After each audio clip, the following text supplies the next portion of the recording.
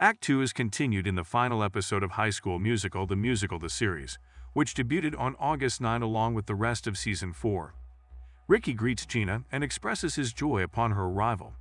Anybody would consider it a dream come true to play Juliet in Romeo and Juliet. Ricky is aware that Gina is deserving of fame. Jenna acknowledges that she had hoped Ricky would put up more of a fight to convince her to stay, but Ricky has already been let down. He doesn't want to battle for love only to have it backfire on him. In Act 2, EJ, who is ever there for you when you need him, takes over as Coach Bolton. On opening night, Monique arrives and dramatically alters Courtney's life. Courtney is worried about whether she should enroll at Princeton or Lewis. Courtney brings up Monique's stardom and how it influenced her identity. A whole other Monique that exists outside of Taylor, explains Monique. Courtney hears her say, "I know you because I was you." Courtney will always be precisely where she is supposed to be, no matter what. In High School Musical 3, Troy and Gabriella's relationship is exactly like how Ricky and Gina's relationship is in real life. You occasionally have to say goodbye to the ones you love since time cannot be stopped. Miss Jen receives an invitation to join the Wicked performance tour in the meanwhile. She is aware that she will have to quit East High in its entirety. She queries EJ about her next steps. EJ is intelligent but doesn't pressure her in any certain direction. EJ is told by Miss Jen that he'll make a hell of a teacher someday. Perhaps EJ has finally found his niche. Maddox and Ashlyn eventually talk about their feelings for one another. Although Ashlyn has love for Maddox, she doesn't want to jeopardize their extraordinary friendship. But in the end, she's prepared to take a chance.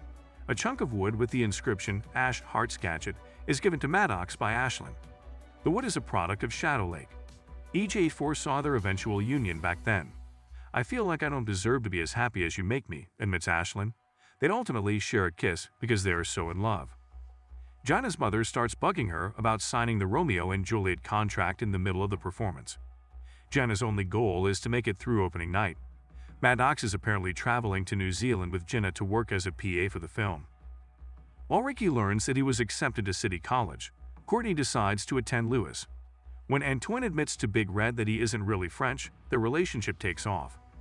In High School Musical 3, Carlos, Gina, Ricky, Ashlyn, Courtney, and Ricky take a bow. For them all, it marks both an end and a new beginning. Afterward, Ricky addresses the entire cast and breaks down in tears. "I don't know what would have happened to me," Ricky acknowledges, "if this program hadn't found me. I don't know where I would have ended up, because nobody really saw me before you guys. Nobody really welcomed me. The best thing that has ever occurred to me is this." Gina then enters the space like a famous person. She also had some remarks for her other students. Before enrolling at East High, she had no idea who she was, and she still has no idea of who she will be after they leave. Gina talks candidly to a few of her friends and Miss Jen about how they've influenced her life. She reserves her most poignant remarks for Ricky. Gina, who is crying, says she has always been anxious about others discovering her true self. Gina says to Ricky, "But with you, I feel so seen, so understood, and so known." He leaps to his feet and gives her a hug. Gina needs to go to the press conference while Ricky is still delayed by 5 seconds. Realizing that he neglected to tell Gina that he loves her, Gina has been formally introduced as Juliet, but Mac has vanished without a trace. Where is he now? He's telling his supporters that he won't be portraying Romeo in the play. He has revived Mac and Spark. Ricky runs to the press conference while grabbing his electric guitar.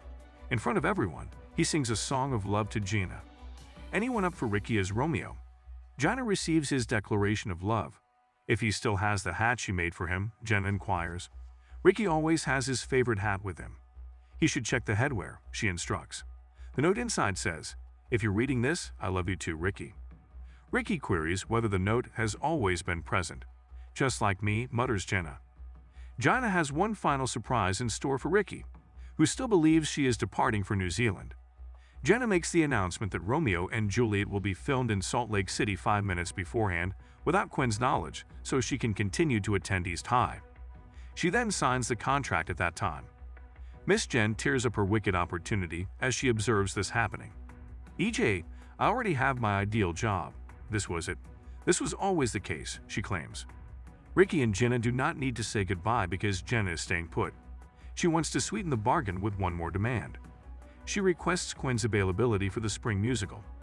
As they celebrate opening night, and the upcoming new beginnings, the East High family gathers. Finally, Mr. Matsara and Miss Jen decide to take that risk together. In a limo, the Wildcats dance and sing Born to be Brave.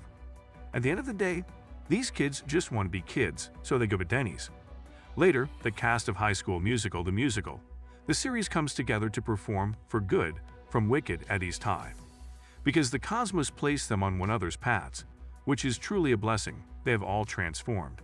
They will always have these memories, no matter where life takes them.